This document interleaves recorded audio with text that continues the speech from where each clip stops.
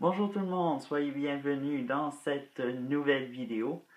Alors donc, un de nos points faibles de notre génération, c'est qu'on écoute de nos jours les gens trop marginales que normal. Alors donc, elle est belle la vie comme vous voyez.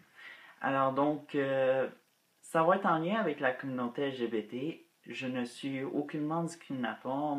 Moi-même, je suis homosexuel et je dois vous dire que les sujets que je vais parler, j'étais fortement en désaccord.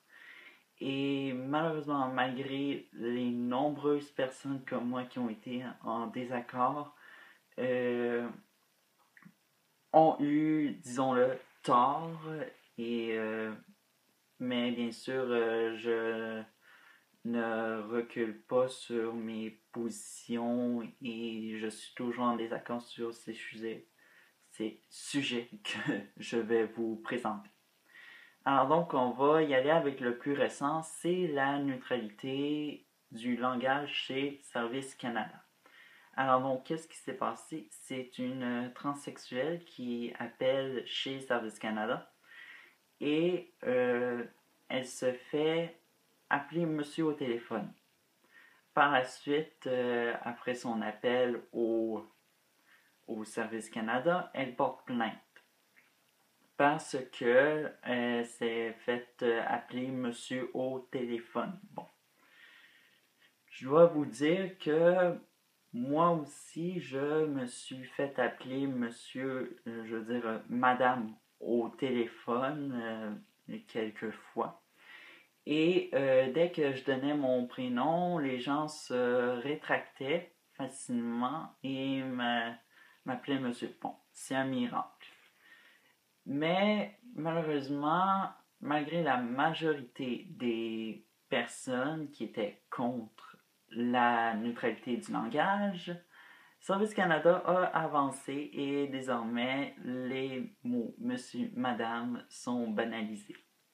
Fait que, ouais, dommage. Je sais même pas comment on nous appelle à Service Canada, mais je sais réellement pas. J'ai pas besoin de Service Canada actuellement. Bon,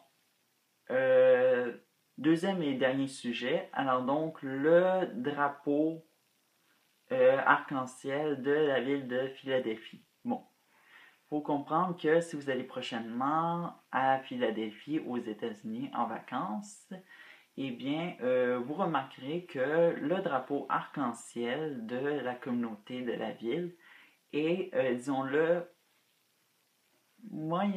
légèrement différent que celui de Montréal. Alors donc, il a deux bandes noires et brunes. Alors donc, avant l'apparition de ces bandes, eh bien, il y a eu une dénonciation de racisme dans la communauté gay de Philadelphie. Ce qui nous amène à de nombreuses signatures d'appui pour que ces deux bandes, dont noire et brune, soient sur le... Et pourtant, le drapeau, en général, arc-en-ciel, n'a pas de, disons-le, de lien envers les races et tout ça. C'est un drapeau qui représente la communauté en général. Alors donc, rouge c'est pour la vie, le orange c'est pour la santé et le jaune c'est pour le soleil.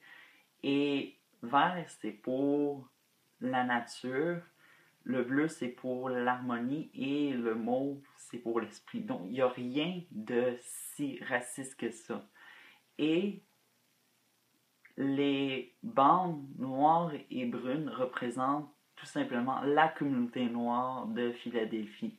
Fait qu'on peut-tu remarquer que c'est une tempête dans un verre d'eau actuellement et que ça ne donne rien, alors donc ça donne juste du pouvoir à une seule race et les autres qui doivent totalement avaler la pilule. Alors donc c'est un petit peu tout pour cette vidéo-là. Alors donc je vous retrouve prochainement. Bye!